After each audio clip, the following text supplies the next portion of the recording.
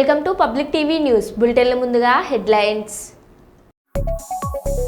గిరిజన రైతులకు మద్దతుగా బీఆర్ఎస్ ధర్నా.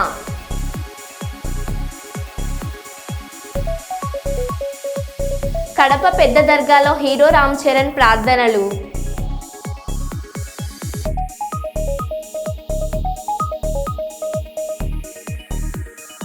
కార్తీక మాసం సందర్భంగా శ్రీశైలం మహాక్షేత్రంలో వైభవంగా లక్ష దీపోత్సవ కార్యక్రమాలు.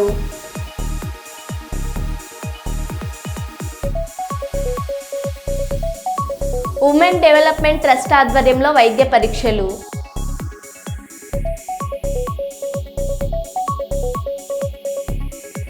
న్యూయార్క్ నగరంలో జరిగే ఐక్యరాజ్య సమితి సమావేశంలో పాల్గొన్న నంద్యాల పార్లమెంట్ సభ్యురాలు Lok Sabha deputy floor leader doctor Byreddy Sabari.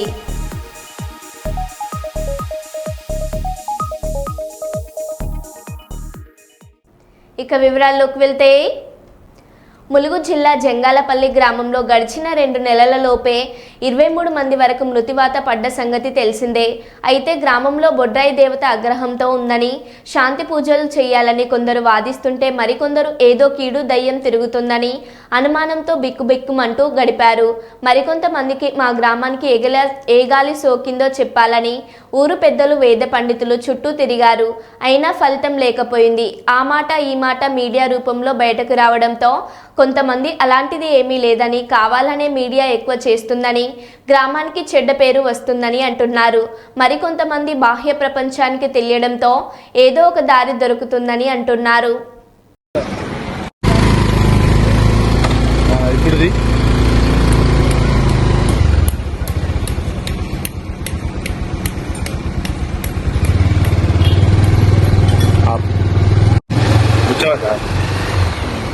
చెప్పిందా ఏగండి చాలు.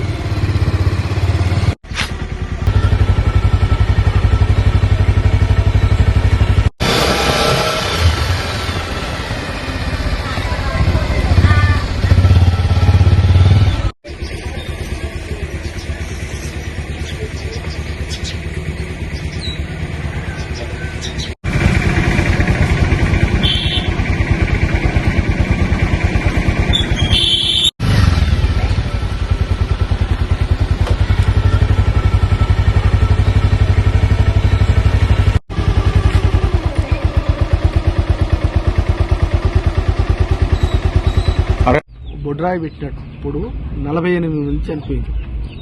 ఇది బొడ్రాయి లోపమా, మరి ఏదన్నా ఈ వర్షాల లోపమా ఏంటిది అని మేము అనుకున్నాం. కానీ బొడ్రాయి పెట్టినప్పుడు 48 మంది ఎప్పుడైతే చనిపోయిందో అప్పటి నుండి మేము పరిగణలోకి తీసుకొని అరే ఏమైతుంది అని చేసినాం. కానీ ఈ బొడ్రాయి పెట్టిన కాడి నుండి కూడా గతం నుండి కూడా ఇప్పటి వరకు కూడా చనిపోతున్నారు. కానీ ఈసారి 25 మంది హాస్పిటల్ పోతే ఇద్దరే వచ్చి 23 మంది చనిపోయింది. అరే ఇది మరేమన్నా బొడ్రాయి లోపమా, లేదా ఏమన్నా ఈ కాలువల లోపమా, పారిశుద్ధ లోపమా అని మేము మదన పడుతున్నాం. కానీ జంగాలపల్లిలో బొడ్రాయి పెట్టిన కానుండే ఈ లోపం జరుగుతుందని బయటి వంటలకు కూడా పోయినాం.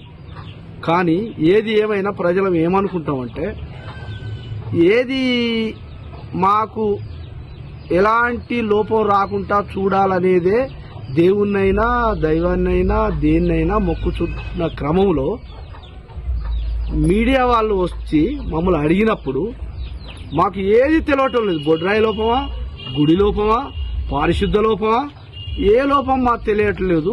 గవర్నమెంట్ కానీ మీడియా కానీ మా ఊర్లో ఏం జరుగుతున్నదో మాకు పరిపూర్ణంగా పూర్తి స్థాయిలో మాకు న్యాయం చేయాలని మేము కోరుకుంటున్నాం. ములుగు మండల్, మాది జంగాలపల్లి గ్రామం. నాకన్నా చిన్న పిల్లగాళ్ళు, నా వయసు కంటే చిన్న పిల్లగాళ్ళు చనిపోయినారు. ఇప్పటికీ దసరా అవతల నుంచి ఇప్పటి వరకు 50 మంది చనిపోయినారు అన్న. ఈ ఊరికి ఏమైందో ఏం కదో తెలియదు. కాకపోతే బొడ్రాయి కాడ యాటను కొట్టాలి, అది చేయాలి, ఇది చేయాలన్నారు. ఈ గ్రామ సర్పంచ్ ఇప్పుడు 6 నెలలు 4 నెలలు అవుతుంది లేడు. కార్యదర్శి చేతులు ఉన్నది. ఎవరు పెద్దలు పట్టించుకుంటలేరు. పెద్దలకు చెప్పిన సుత మొన్న అయ్యగారిని తీసుకొచ్చిండ్రు, ఆ బొడ్రాయి కాడ తీసుకొస్తే వాస్తు లేదు, అది లేదు, ఇది లేదు అన్నారు. ఆ బొడ్రాయి కాడ ఇంటికి బిందె నీళ్లు కుంకుమ పసుపు తీసుకొచ్చి బొడ్రాయి కాడ పోయాలి. దేవుని కాడికి వచ్చి దేవుని పెద్దమ్మ తల్లి గుడి కాడికి వచ్చిళ్ళు. పెద్దమ్మ తల్లి గుడి కాడ సుధా చూసిళ్ళు అయ్యగారు. మళ్ళా పొసవ తల్లి గుడి కాడ చూసిళ్ళు. ఇంటికి బిందె నీళ్లు పోయిండ్రి, అది చేద్దామని అన్నారు. చిన్న పిల్లగాళ్ళు మాత్రం ఈ మొలుగు దాటిపోతే అనుకుండా పోతే శివాలయాలు ఈ పెద్దలు పట్టించుకుంటలేరు. ఓట్లు వేసానికి వచ్చినప్పుడైతే ఓట్లు మాకు పైసలు కావాలి, ఇది కావాలి, అది కావాలి అంటే చేస్తాం అంటారు. ఓట్లు వేసుకుంటారు, పోతాను. అదే మంత్రి సీతక్కనే ఎమ్మెల్యే ఉన్నప్పుడు 3 సార్లు గెలిచింది. ఇప్పుడు సీతక్క మీ ఊరినే ఎమ్మెల్యే గెలిచిన మీ జంగల్పేట గ్రామంలో మంచిగా మెజార్టీ వచ్చింది, నేను చూసుకుంటా అన్నది ఇంతవరకు చూడలే. ఒక మంత్రి పదవి వచ్చినప్పుడు వచ్చింది, చూసింది, కరువు పని కనుక వచ్చింది. మీ సెంటర్ ఇలా నా కరువు పనికి 400 కరువు పని పైసలు కట్టిస్తా అన్నారు అని చెప్పింది, పోయింది. ఇంతవరకు పట్టించుకోలే. మరి ఆయన మరి ఊరికి మెజార్టీ వచ్చినప్పుడు మరి ఇప్పుడు ఈ ఊరికి ఏమైతుంది, ఏం కంత చిన్న పిల్లగాళ్ళు చనిపోతాను, మరి ఏంది అని ఒక్కసారి కూడా అడగలేదు. అది తెలంగాణ రాష్ట్రంలో హైదరాబాద్ తర్వాత అతిపెద్ద మహానగరం వరంగల్ రాజధానికి 150 కిలోమీటర్ల దూరంలో ఉన్న ఈ మహానగరానికి 45 ఏళ్ల తర్వాత విమానయోగం రానున్నది. కేంద్ర రాష్ట్ర ప్రభుత్వాలు ఉమ్మడి ముందుకు రావడంతో వరంగల్ జిల్లాలోని మామ్నూరు విమానాశ్రయ నిర్మాణానికి అడుగులు వడవడిగా పడుతున్నాయి. అందులో భాగంగానే దీనికి అదనంగా కావాల్సిన 280.30 ఎకరాల భూసేకరణ చేపట్టాలని రాష్ట్ర ప్రభుత్వం వరంగల్ జిల్లా కలెక్టర్కు ఆదేశాలు ఇవ్వడంతో పాటు 205 కోట్లు మంజూరు చేస్తూ ఆదివారం ఉత్తర్వులు జారీ చేసింది.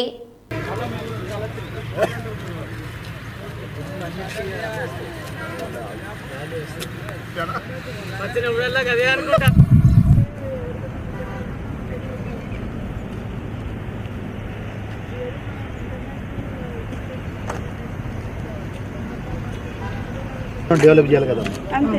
డెవలప్ చేయాలంటే ఇక్కడ మళ్ళీ ల్యాండ్ ఎక్విజిషన్ చేయాలి. సో వీళ్ళని ఇక్కడ ఇప్పుడు మనం ఇది వేసి చేస్తే వీళ్ళు ఇక్కడికి రావాలండి. రోడ్డును ఇట్లా ప్యారలల్ గా దీని వెనకాల రావాలి, ఇట్లా తీసుకొచ్చేసి దీనికి కనెక్ట్ చేయాలి. దీనికి చేసేస్తాయి చేసి మన అవసరమైతే ఇప్పుడు నుంచి కూడా ఒక రోడ్ మీకనే ఇస్తాము. మనం అన్నీ అన్నది అదే దానికోసం. ఇప్పుడు ఈ 2 చూపించారు కదా, ఈ రెండింటిలో మీకు ఏదైనా ఓకే అంటే సీఎం గారు ఒక మాట అన్నారు, వెటర్నరీ యూనివర్సిటీ మనం ఎస్టాబ్లిష్ చేస్తామని అన్నారు. దాన్ని కూడా దృష్టిలో పెట్టుకోండి. ఇప్పుడు ఈ బటాలియన్ కూడా ఉంది కదా, మీకు రోడ్ సైడే ఉంది కదా, మీకు అదైతే ఇంకా మంచిగా రోడ్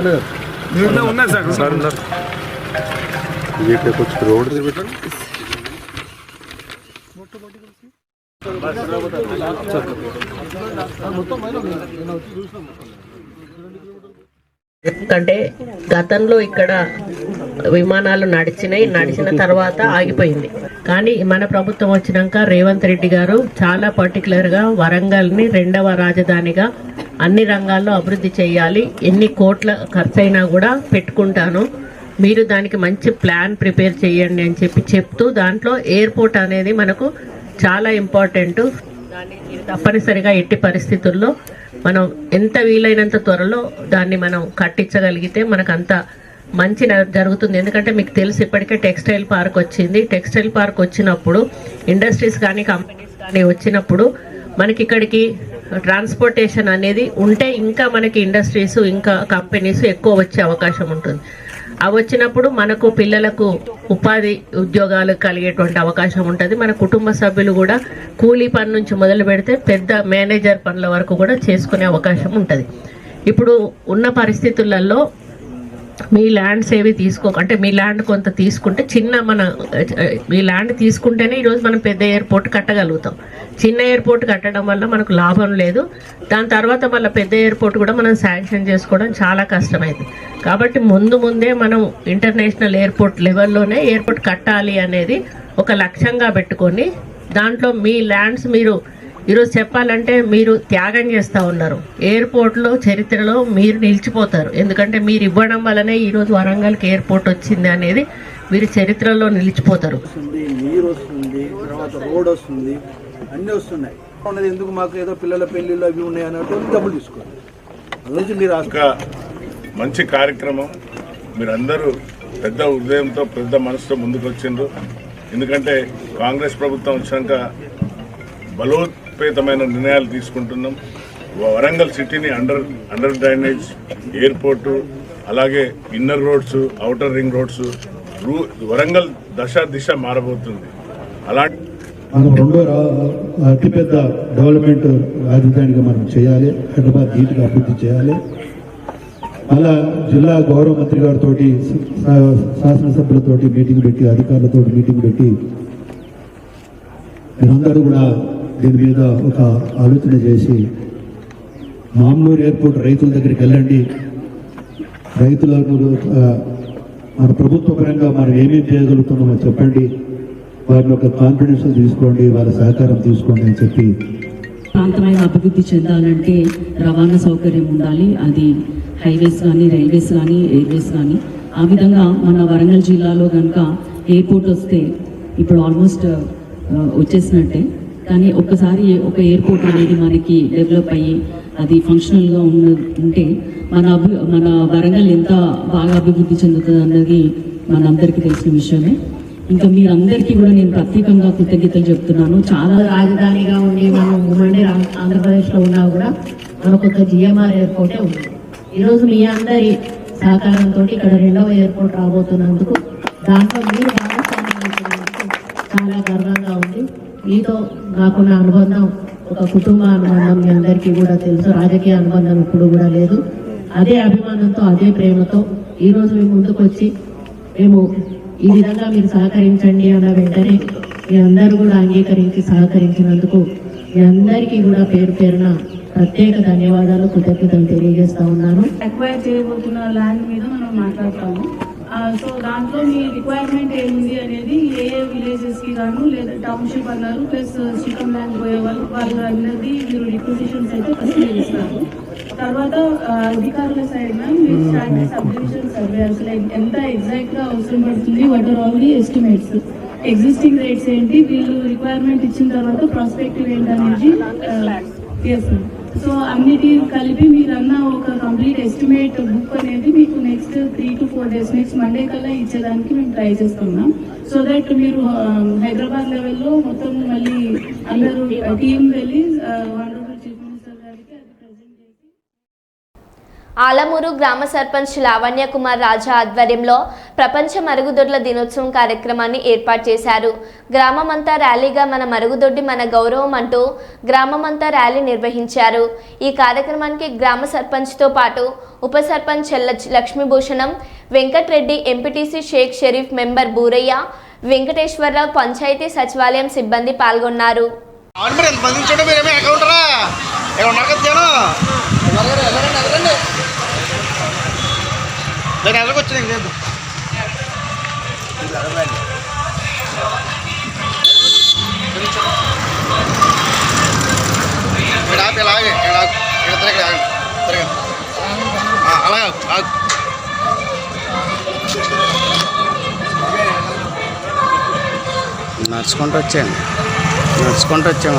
నడుచుకుంటూ వచ్చాము.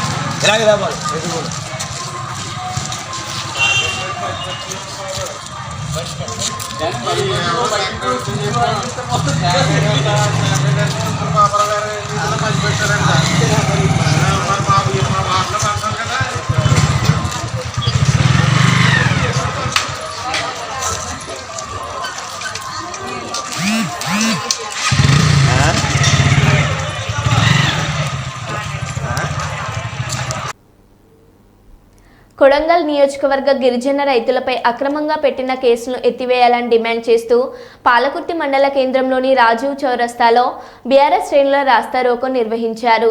ఈ సందర్భంగా బీఆర్ఎస్ మండల అధ్యక్షుడు పస్నూరి నవీన్, మాజీ జెడ్పీటీ ఫ్లోర్ లీడర్ పుస్కునూరి శ్రీనివాసరావు, మాజీ జీసీసీ చైర్మన్ ధరావత్ గాంధీ నాయకులు మాట్లాడుతూ ఫార్మా కంపెనీ పేరుతో కాంగ్రెస్ పేద గిరిజనుల భూములను గుంజుకునేందుకు కుట్ర చేస్తుందని ఆరోపించారు.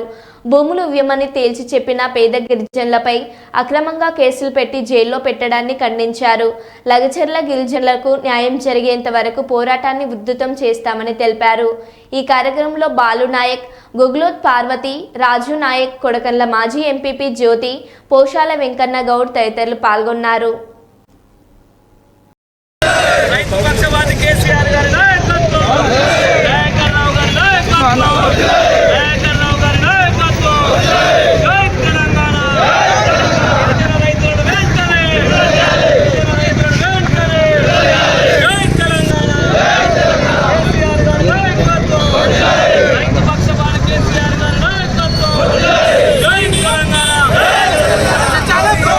బాధితులందరినీ బేషరతుగా విడుదల చేసి ఈ ప్రభుత్వ దమనకాండ, కాంగ్రెస్ ప్రభుత్వ రేవంత్ రెడ్డి యొక్క దమనకాండ నశించాలి. గిరిజనుల పైన ఈ అక్రమ దాడులు నశించాలి. ఈ యొక్క దాడులను ఖండిస్తున్నాం. ఇక్కడ రేవంత్ రెడ్డి గారి ప్రభుత్వం గిరిజన ఓట్లతోటే మేము అధికారంలోకి వచ్చినామని చెప్పుకుంటూ గిరిజనులపైనే క్రూరంగా ప్రవర్తిస్తూ గిరిజనులపైన వారి యొక్క ప్రతాపం చూపిస్తున్నారు.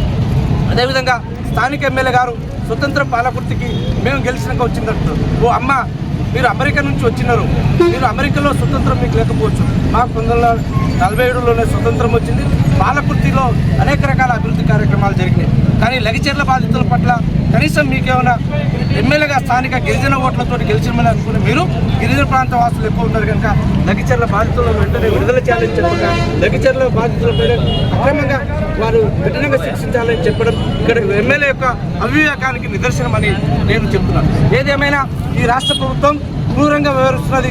రాబోయే కొద్ది రోజుల్లో రాష్ట్ర ప్రభుత్వానికి ఘోరమైన విఫలం మా గిరిజన జాతి పైన ఎస్సీ ఎస్టీ రైతుల పట్ల ప్రవర్తిస్తున్న ప్రవర్తన, దుర్మార్గమైన ప్రవర్తన వీరితోటి పెట్టుకున్న ఈ ప్రభుత్వం త్వరలోనే కుప్పకూలిపోతుందని రేవంత్ రెడ్డిని హెచ్చరిస్తుంది. కాలనీలో బహిరంగ చెత్త వేయు ప్రాంతాన్ని చెత్త వేయకుండా నూతన విధానంతో సీసీ కెమెరా మరియు మైక్ అనౌన్స్ సౌండ్స్ ద్వారా హెచ్చరికలను తెలుపుతూ 1000 జరిమానా విధించబడునని తెలుపుతూ ఆ ప్రాంతాన్ని అనుసంధానం చేయడమైనది. ఇట్టి కార్యక్రమానికి అనంత సరస్వతి నగర్ కాలనీ అధ్యక్షులు Prabhakar Goud, Sattaiah Goud, joint secretary Venkataratnam, Srikanth Reddy, Markandaiah, Srinivas Kumar, sanitary supervisor Padma, Yadagiri, జవాన్ తదితరులు పాల్గొన్నారు. ఈ కార్యక్రమంలో శ్రీనివాస్ సూపర్వైజర్ మాట్లాడుతూ మల్కాజ్గిరి కాలనీలో సంఘాల వారు ముందుకు వచ్చి నూతన విధానాలతో కాలనీలలో చెత్త పాయింట్స్ రహితంగా తీర్చిదిద్దుకోవాలని, పారిశుద్ధ్యం మెరుగుపరచాలని, అందుకు జీహెచ్ఎంసీ సహకారం ఉంటుందని తెలిపినారు. అనంత సరస్వతి నగర్ కాలనీ వారు 10,000 ఖర్చుతో కెమెరాలు, మైకు ఏర్పాటు చేసినందుకు అభినందించారు. నంద్యాల జిల్లాలోని నందికొట్కూరు నియోజకవర్గం పగిడియాలలో ఉమామహేశ్వర దేవాలయం ఆశ్రమం నందు కార్తీక వనభోజన మహోత్సవం నిర్వహించారు. ఈ కార్యక్రమానికి ముఖ్య అతిథిగా హాజరైన నంద్యాల జిల్లా అధ్యక్షులు మరియు పాణ్యం మాజీ ఎమ్మెల్యే శ్రీ కాటసాని రాంభూపాల్ రెడ్డి, ఈ కార్యక్రమంలో హిందూ ధర్మ పరిరక్షణకర్త శ్రీ రాధా మనోహర్ దాస్ గారు, చైర్మన్ గీతా ఫౌండేషన్ శ్రీ బైలూరు యోగేశ ప్రభు, విశ్రాంత ప్రధానాచార్యులు శ్రీ చేగిరెడ్డి, రాధారాణి, ప్రముఖ సాహితవేత్త బోలుగద్దె అనిల్ కుమార్, ఆలయ కమిటీ సభ్యులు మరియు భక్తులు పాల్గొన్నారు.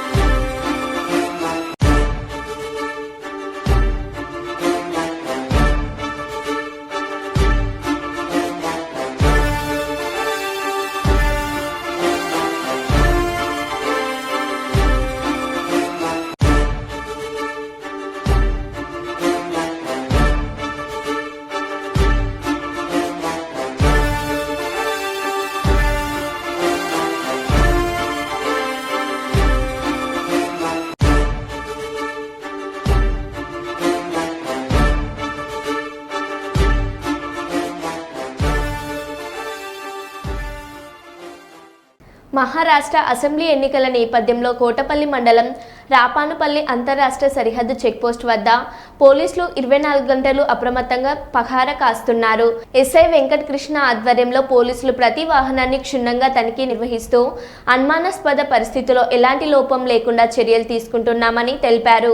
అంతర్రాష్ట్ర సరిహద్దు మీదుగా ఎన్నికల సమయంలో నిషేధిత వస్తువులు, నగదు, మద్యం తరలింపును అడ్డుకునేందుకు ఈ సరిహద్దు చెక్పోస్ట్ వద్ద ప్రత్యేక తనిఖీ కార్యక్రమాలు నిర్వహిస్తూ పగలు రాత్రి తేడా లేకుండా మరింత అప్రమత్తంగా ఉంటున్నామని, ప్రతి వాహనం ఆపి సరైన పత్రాలు, అనుమతులు ఉన్నాయా లేదా అనే విషయాలను నిర్ధారిస్తున్నామని చెప్పారు. ఎన్నికల కోడ్ అమల్లో ఉన్న నేపథ్యంలో ఆదేశాలను ఉల్లంఘిస్తే కఠిన చర్యలు తీసుకుంటామని ఎస్ఐ వెంకటకృష్ణ హెచ్చరించారు. సరిహద్దు ప్రాంతంలో శాంతి భద్రతలు కాపాడడమే లక్ష్యంగా ఉన్నామని, ఎలాంటి అక్రమ కార్యకలాపాలకు అవకాశం ఇవ్వబోమని స్పష్టం చేశారు.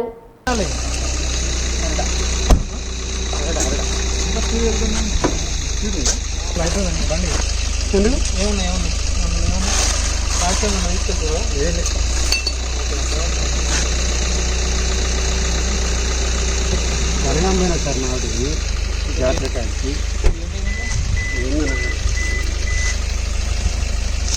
ఇవన్నీ మూటలు ఎక్కిస్తారా?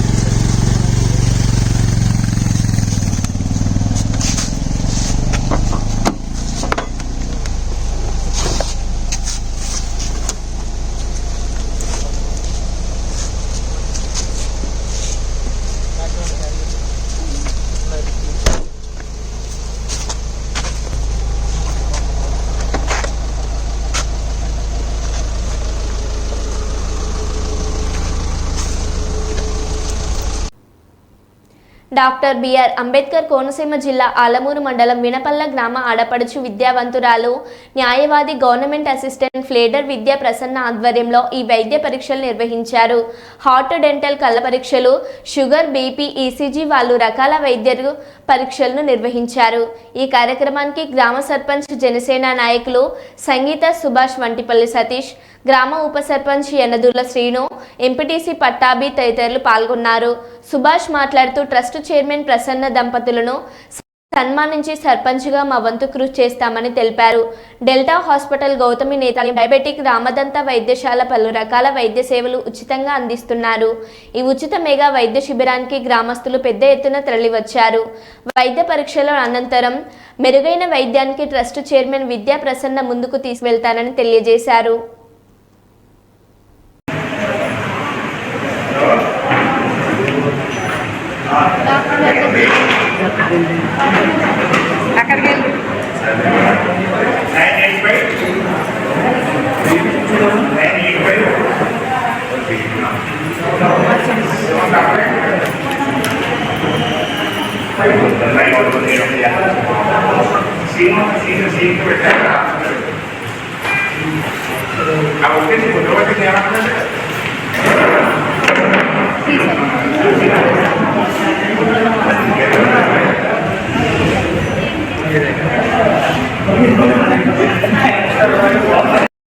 మీరు ఉన్నారు కదా, చూసారా సార్?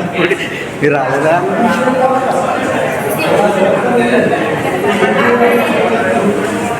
మేము వెళ్ళలేదని అడుగుతున్నాం.